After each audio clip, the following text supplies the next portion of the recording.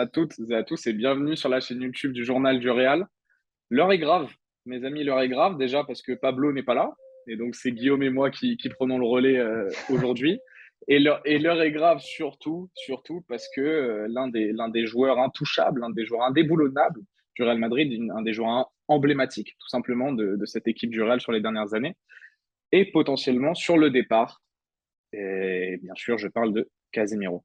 Pour commencer, avant tout de suite de contextualiser ce qui est en train de se passer là ces derniers jours, Guillaume, comment vas-tu?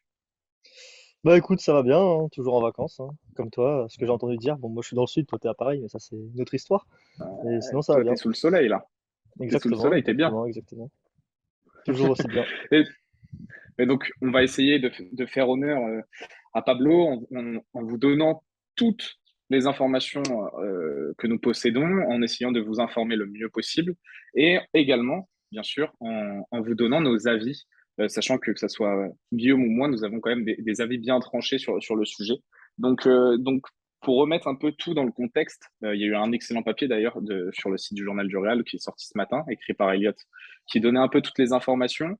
Donc, depuis le début de semaine, Casemiro est ciblé par Manchester United. Manchester United est en quête de recrues de par leur début de saison tout simplement catastrophique. Ils veulent densifier et redynamiser leur milieu de terrain. Et donc, par ce fait, ils ciblaient Frankie de Jong, mais donc désormais, ils sont également sur Casemiro. De ce qu'on sait, il y aurait eu une offre avoisinant les 60 millions d'euros qui aurait été proposée au Real Madrid. Et surtout, il y a un contrat astronomique qui devrait être proposé à Casemiro, d'une plus longue durée que celui qu'il a au Real Madrid actuellement. Casemiro est lié au club jusqu'en 2025. Là, Manchester lui propose quasiment de doubler son salaire et avoir un contrat jusqu'en 2027. Donc pour un joueur de 30 ans, ce n'est non négligeable. Comme je l'ai dit, joueur de 30 ans, donc aussi, c'est un des derniers gros contrats qu'il peut avoir, mais aussi une des dernières grosses expériences qu'il peut avoir à l'étranger. C'est le moment parfait pour relever un nouveau défi. Et c'est une somme qui plaît au Real Madrid. C'est-à-dire que le Real Madrid n'est pas contre l'idée de vendre Casemiro. Et de ce qu'on sait, il lui laisse en gros le choix. Soit tu restes au Real de ton plein gré, soit si tu veux partir, on ne te retiendra pas. Ils espèrent peut-être augmenter légèrement, être plus aux alentours des 70-80 millions pour leur milieu défensif brésilien. Mais le Real ne ferme pas la porte à un départ. Tout est entre les mains de Casemiro. Et selon la dernière information que Pablo Gallego, donc notre chef, a communiqué sur le site du Journal du Real, sur nos réseaux sociaux, la tendance en ce moment serait plutôt un départ de notre mauvais garçon au Real Madrid, de notre cher et tendre Casemiro. Donc, maintenant que vous avez à peu près toutes les informations, Guillaume, qu'est-ce que tu penses d'un point de vue global, juste de la situation, que ce soit du côté de Casemiro, du côté du Real et du côté de Manchester? Globalement, c'est quoi ton idée de la situation là que tu te fais? Pour moi, on est sur un rare transfert perdant, perdant, perdant. Perdant pour le Real Madrid, puisque le Real Madrid perd un joueur emblématique, un joueur extrêmement fort, l'un des 5 meilleurs joueurs de l'équipe l'an passé, et un joueur surtout irremplaçable finalement. Il n'y en a qu'un, des Casemiro font partie de ces grands joueurs dans l'histoire du football, qu'il n'y en a qu'un avec ce profil-là exactement, même si évidemment on peut formater et faire autrement au milieu de terrain pour avoir les mêmes apports. Mais ça reste un joueur irremplaçable à mes yeux, surtout au vu de l'effectif du Real actuellement. Enfin, il n'y a pas en tout cas le remplaçant au sein de l'effectif. Peut-être que Tchouaméni le saura, mais il ne l'est pas au jour J. Donc pour la prochaine saison, notamment du Real Madrid, c'est extrêmement dur cette perte. Ensuite, c'est pour moi perdant pour Casemiro ce transfert, parce qu'il passe du Real Madrid, son club, depuis 7 ans, 8 ans même, je crois. Sa maison, ses camarades, ses amis, son milieu de terrain avec Kroos et Modric. Et il va passer de ça, vainqueur de la Ligue des Champions il y a 3 mois, à une équipe qui ne joue même pas la Ligue des Champions, qui est en pleine reconstruction. Alors, c'est un grand club, c'est Manchester United. On voit aussi les moyens qui sont proposés, qui sont évidemment alléchants pour Casemiro, notamment la durée du contrat.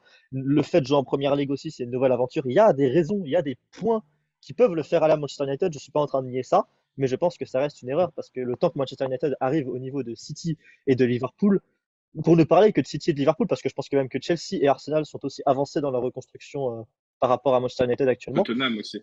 Donc même Tottenham, même si le mercato de Tottenham, on n'est pas là pour en parler, mais je le trouve extrêmement bizarre. Mais je pense en tout cas que Manchester United est loin de jouer les premiers rôles en première ligue. Et surtout qu'il y a d'autres clubs qui finalement s'améliorent avant eux. Pour l'instant, des équipes sont très jeunes. Arsenal, c'est très jeune. Chelsea, ça a recruté quand même de la jeunesse aussi. Il y a de très bons jeunes là-bas. United, il y a encore du temps. Et le temps que qu'ils ont besoin finalement, Casemiro, bah, il aura peut-être 33 ou 34 ans quand l'effectif sera enfin prêt à jouer le titre, ce qui n'est intéressant pour lui d'un point de vue argent, mais est-ce que c'est vraiment intéressant pour lui de devoir être à 34 ans? Peut-être qu'il sera encore titulaire, peut-être qu'il sera toujours aussi fort, ça on peut pas le savoir et je pense qu'il aura quand même une belle longévité, Casemiro. C'est pas nécessairement un joueur qui se blesse énormément, mais ça reste peut-être en fait finalement et c'est donc là où je viens sur Manchester United qui est également perdant parce que Casemiro finalement c'est même pas la nécessité maintenant. La nécessité maintenant c'est juste d'avoir un groupe qui est sain, d'avoir un groupe qui avance. Et Casemiro évidemment va te faire progresser au jour J, évidemment est un très grand joueur et défensivement va te permettre d'avoir une nouvelle assise au milieu de terrain et peut-être de permettre de jouer vraiment en 4-3-3 comme le souhaite Eric Ten Hag qui ne veut pas jouer en 4-2-3-1 avec Fernandez en 10, mais qui veut vraiment jouer en 4-3-3 avec un socle, avec ce 6 très défensif où il a mis au dernier match, je crois qu'il avait mis Fred, si je dis pas de bêtises, il a essayé McTominay aussi dans ce rôle-là. Et évidemment, Casemiro est une upgrade immense par rapport à ces deux joueurs-là. Et ensuite, devant, avec deux joueurs techniques, il avait tenté Eriksen Fernandez face à Brentford, avec le résultat qu'on connaît, 4-0, bien sûr, une défaite. Mais il y a de l'idée derrière, et du coup, il y a de l'idée dans le fait de recruter Casemiro, que ce soit tactiquement, mais c'est clairement pas la seule pièce manquante. Il faudrait qu'United recrute quasiment 10 joueurs finalement pour atteindre un niveau de je joue le top 2 en première ligue, je me bats à armes égales avec City et Liverpool. Et surtout que c'est pas un truc qui s'achète, ça c'est aussi un processus, c'est aussi une culture à insuffler dans une équipe, c'est aussi la confiance d'un coach. Tout ça, est-ce qu'Éric Terrard est un coach du niveau de Guardiola au club? J'en suis pas sûr, personnellement, j'en suis vraiment pas sûr. Donc c'est tout ça fait que pour moi c'est un deal qui est perdant, perdant, perdant pour les trois parties. On peut évidemment trouver des points positifs à chacune des parties. Tu l'as dit, pour le Real, récupérer cette somme-là pour un joueur de 30 ans, c'est un point positif. Pour Casemiro, le salaire, la durée du contrat, c'est un point positif. Changer de tenter un nouveau défi, c'est aussi potentiellement un point positif. Et pour United, il y a un point positif avec la 6 défensive et la qualité et le même simplement le nom du joueur. Casemiro, c'est quand même un joueur que tout le monde connaît dans le monde du football. Évidemment, les ventes de maillots, tout ça, ça va quand même en faire, même si c'est pas Cristiano Ronaldo non plus, ça va quand même en faire. Mais il y a pour moi les points négatifs dans chaque cas, dans chaque partie, les trois parties de ce transfert surpassent les points positifs. On est d'accord, et c'est vrai que j'avais oublié de notifier, mais le Real a quand même acquéré un joueur incroyable cet été, Aurélien Tchouaméni, pour une certaine somme. Donc c'est lui qui est censé être l'héritier, le descendant de Casemiro à ce poste. Donc il y a aussi ça qui rentre en compte dans la potentielle vente de Casemiro, qui d'ailleurs rembourserait quasiment l'intégralité du transfert d'Aurélien Tchouaméni cet été. Je suis assez d'accord avec toi, Casemiro, ça risque d'être plus un choix financier que sportif. Ça, je l'ai bien compris dans ta réflexion et je pense qu'on est entièrement d'accord. Après, Manchester United est quand même un club qui a des moyens et qui peut-être peut se relever un peu plus vite que en 3 4 ans. Mais par contre, il va falloir surtout travailler mentalement. C'est pas que des recrues, c'est vraiment, il va falloir insuffler de nouveau cette mentalité de gagnant. Il y a un gros problème à Manchester United, mais c'est pas le cœur du sujet. Et justement, on va essayer de se recentrer réellement que sur le Real Madrid. Donc, tendance à un départ de Casemiro. On va aller aussi vers cette tendance. Si Casemiro part, c'est quoi, Guillaume, avant que je donne également mon avis, les conséquences sur le court terme pour cette équipe du Real, parce qu'on sait que Casemiro, voilà, il va pas encore jouer 10 ans, donc il n'y a pas d'énormes conséquences sur le long terme. Puis il y a Aurélien Tchouaméni, dans tous les cas, qui va devoir rapidement prendre, Qui devait devenir bien un jour ou titulaire l'autre et le prendre la remplacer. place. Voilà. Donc, sur le court terme, sur 1 ou 2 ans, c'est quoi les conséquences directes pour le Real Madrid? Pour moi, les deux secteurs les plus impactés, c'est le niveau intrinsèque de l'équipe, la qualité de l'équipe. Pour moi, Casemiro, c'est un des trois joueurs indéboulonnables au Real Madrid avec Courtois et Benzema, de par leur profil, de par leur qualité et de par le fait qu'ils sont le meilleur au monde à leur poste actuellement. Donc pour moi, tu perds ça, et c'est une perte quoi qu'il arrive, quel que soit le niveau de Chouameni cette saison, quel que soit le niveau peut-être de Camavinga tenté en 6, d'une nouvelle animation au milieu avec un Valverde qui serait titulaire plus bas, je ne sais pas, ça on en parlera plus tard, mais quel que soit ça, tu es quand même perdant. Dans tous les cas, ce ne sera pas aussi fort que d'avoir Casemiro en 6, pour moi, cette saison. Et pour moi, le deuxième secteur où tu perds, il y a la qualité de l'équipe et il y a le développement de Chouameni. Parce que pour moi, si tu veux faire de Chouameni l'héritier, le disciple de Casemiro, bah, il faut avoir Casemiro dans l'effectif pour le former pendant au moins une saison.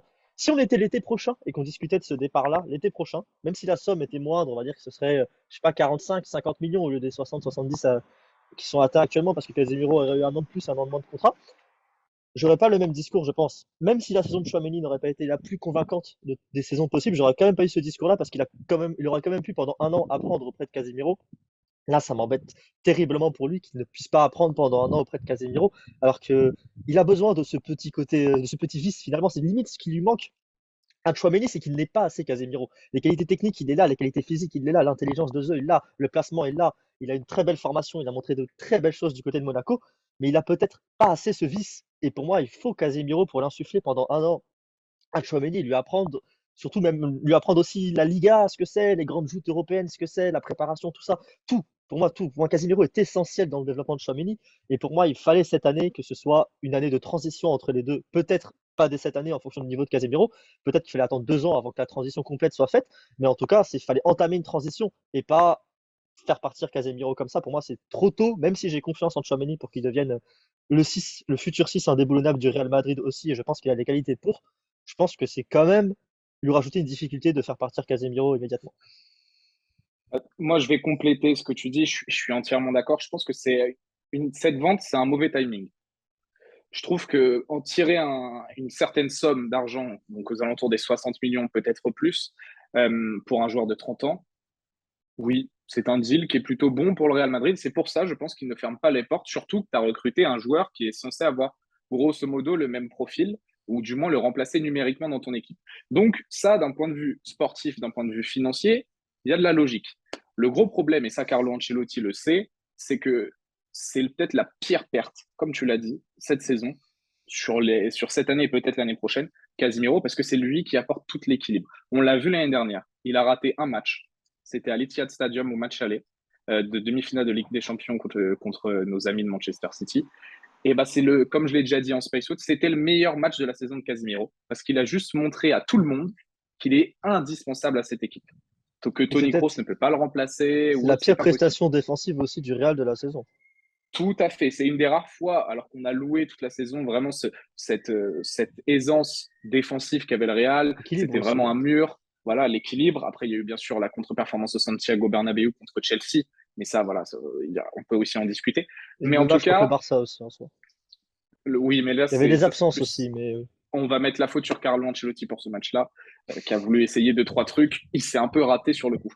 Revenons à notre sujet. Mais pour moi, le gros problème, c'est que oui, il faudrait le vendre plutôt l'année prochaine. Parce que déjà, si tu vends Casemiro, pour moi, tu sabotes la saison de Luka Modric et Toni Kroos, qui eux sont en fin de contrat en 2023. Tu fais partir Casemiro un an trop tôt.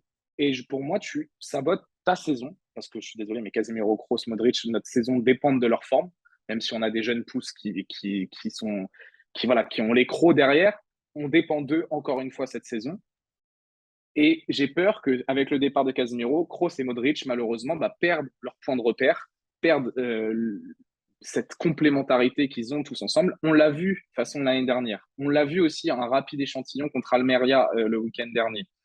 Dès qu'il y a une pièce manquante dans cette équipe, il y a un truc qui tourne pas rond. Et si on veut réellement performer en Ligue des Champions cette saison, en Liga aussi, même si on a quand même un effectif, normalement, la Liga, c'est censé être pas être acquis, mais on est clairement favori, mais surtout aussi pour la Ligue des Champions, il va nous falloir ces trois joueurs-là. On a besoin de ces trois joueurs-là au top de leur forme. On a besoin que ces diesels, que, que ce rouage qui est ce Real, une seule, il y a quelque chose, on sait qu'il y a quelque chose qui ne va pas, que Kroos est moins bon, que Modric est moins bon, que Casemiro est moins bon.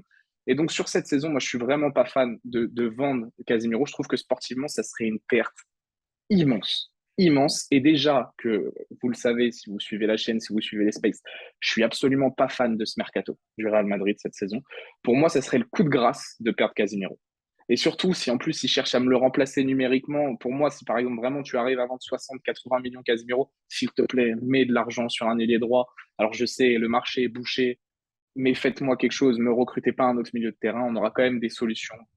Ça, Chouameni sera directement mis sur le devant de la scène, et comme tu l'as dit, malheureusement, il n'aura pas Casemiro non plus pour le former, mais il y aura des solutions du moins. Mais pour moi, voilà, sportivement, Casemiro, il ne faut pas le vendre. Kroos, Modric, on en a besoin. Je vais vous dire un truc, j'ai discuté avec un ami, il m'a dit quelque chose que j'ai trouvé très très juste. Ce Real Madrid-là, en fait, c'est l'équipe qui joue le plus sur les forces de ses joueurs.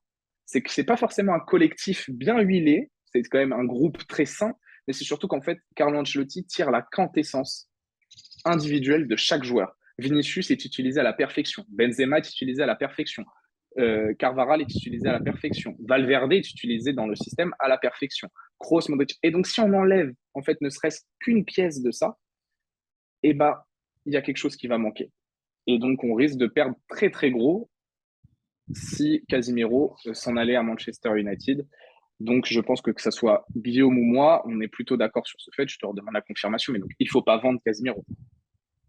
Absolument pas. Pour moi, c'est même incroyable que le Real puisse le considérer comme transférable cette saison. L'an prochain, j'aurais compris la logique. Cette saison, je ne comprends pas la logique. Je comprends pas. J'ai du mal à saisir. Même l'aspect Tu financier? t'affaiblis, tu t'affaiblis, même l'aspect financier. T'as pas besoin de réaliser une vente. Tu vois, si t'avais fait Mbappé, par exemple, t'aurais eu un trou enfin, t'aurais eu un Oui, trou économique à compenser. Même si t'as fait de Tchouaméni, t'as pas encore besoin de, de récupérer cet argent. Et surtout, si tu veux vraiment vendre Casemiro l'été prochain, tu trouveras preneur. Ce sera moins cher, on est d'accord, comme je l'ai indiqué tout à l'heure. Ce sera peut-être 40, 45, 50 s'il fait une grande saison encore. Mais voilà, ce sera peut-être même la moitié de ce qui est proposé actuellement. Mais tu récupéreras quand même de l'argent et tu auras quand même une saison avec Casemiro qui apprend à Tchouaméni. Et surtout, tu auras une saison où tu seras encore l'un des favoris à la Ligue des Champions. Là, pour moi, la perte de Casemiro, elle est pour la Liga. Je ne m'avance pas sur la Liga, mais sur la Ligue des Champions, pour moi, elle est presque essentiel. rédhibitoire quant aux chances du Real Madrid de remporter cette Ligue des Champions. L'an dernier, c'est certes un miracle de remporter cette Ligue des Champions, c'était pas la meilleure équipe, c'était pas l'effectif le mieux construit pour, mais au final, c'est quand même 11 joueurs qui savent la remporter. Enfin, 8 ou 9 du coup, parce qu'il y en a 2-3 qui n'étaient pas là avant, mais tu as compris ce que je voulais dire. C'est un groupe qui sait remporter la Ligue des Champions et c'est comme ça, en grande partie, qu'ils l'ont gagné.